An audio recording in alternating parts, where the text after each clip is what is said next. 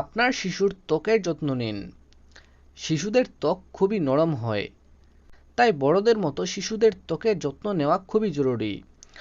খুব ছোট বয়স থেকে শিশুদের ত্বকের যত্ন নেওয়ার অভ্যাস করালে ভবিষ্যতে তাদের ত্বক আরও উজ্জ্বল এবং পরিষ্কার থাকে।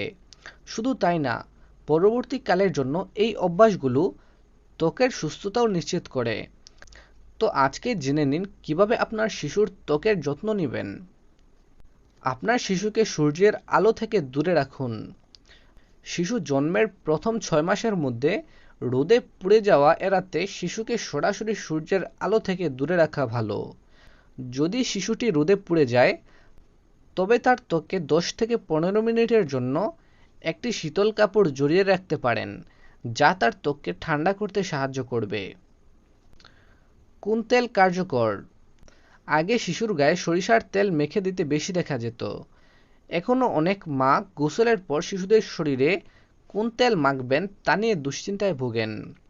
সরিষার তেলের চেয়ে শিশুদের জন্য জলপাই তেল বা অলিভ অয়েল বেশি কার্যকর। এছাড়া শিশুদের ত্বকের উপযোগী লোশনও ব্যবহার করা যাবে। গোসলের পর শিশুর শরীর আলতো করে মুছে ময়েশ্চারাইজ লাগাতে হবে।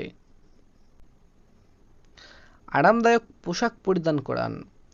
শিশুর পোশাক অবশ্যই নরম, মসৃণ হতে হবে। খসখসে বা বেশি পুরু পোশাক নয়। শিশুর পোশাকের নকশা ও কাটছাঁটের চেয়ে আরামের দিকটাই বেশি প্রাধান্য দিতে হবে। এ সময় সুতি কাপড়ের পোশাক শিশুদের জন্য বেশি উপযোগী হিসেবে মনে করা হয়। শিশুর পোশাক নিয়মিত পরিষ্কার করতে হবে। কোনো পোশাকে অ্যালার্জি হলে সেই পোশাক আর পরানো যাবে না। স্কুলগামী শিশু হলে একের অধিক স্কুল ড্রেস বানাতে হবে, যাতে একটি নোংরা হয়ে গেলে আরেকটি পরানো যায়। পিম্পল এবং হোয়াইট হেডস হলে কি করা উচিত? একটি শিশুর ত্বকে যে ব্রণ বা হোয়াইট হেডস দেখা যায়, তা একজন কিশোরের থেকে আলাদা।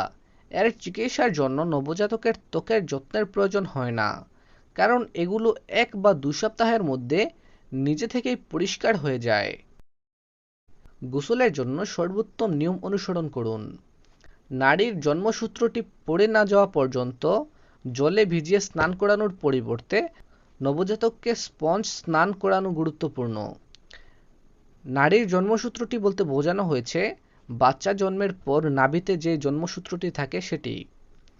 এটি সাধারণত 1 বা 2 সপ্তাহ সময় নেয়। নারীর জন্মসূত্রটি যতক্ষণ না পর্যন্ত পড়ে না যায়, ততক্ষণ পর্যন্ত এটি শুকনো রাখার পরামর্শ দেওয়া হয়। শিশুকে দীর্ঘ সময় ধরে সাবান জলে খেলতে বা বসতে দেওয়া উচিত নয়, কারণ এটি নারীর জন্মসূত্রে অংশে জ্বালা ভাব এবং অস্বস্তির সৃষ্টি করতে পারে। এটি সদ্যজাত শিশুর ত্বকের যত্নের একটি গুরুত্বপূর্ণ দিক।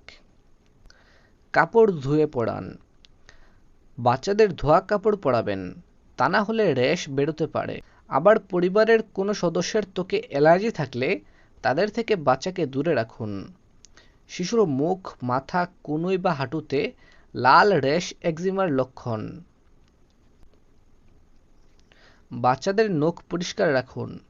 নেল কাটার দিয়ে বাচ্চাদের ত্বকও কেটে যেতে পারে, তাই আপনি নিজে বাচ্চাদের নখ কেটে দিন। বাচ্চাদের নখে খুব তাড়াতাড়ি নোংরা জমে যায়, তাই প্রতি সপ্তাহে এদিকে খেয়াল রাখা উচিত। অধিক পাউডার ব্যবহার করবেন না। বাচ্চাদের ত্বকে অধিক পাউডার ব্যবহার করবেন না। স্নানের পর ত্বক ভালোভাবে শুকিয়ে যাওয়ার পরই তাদের পাউডার লাগান।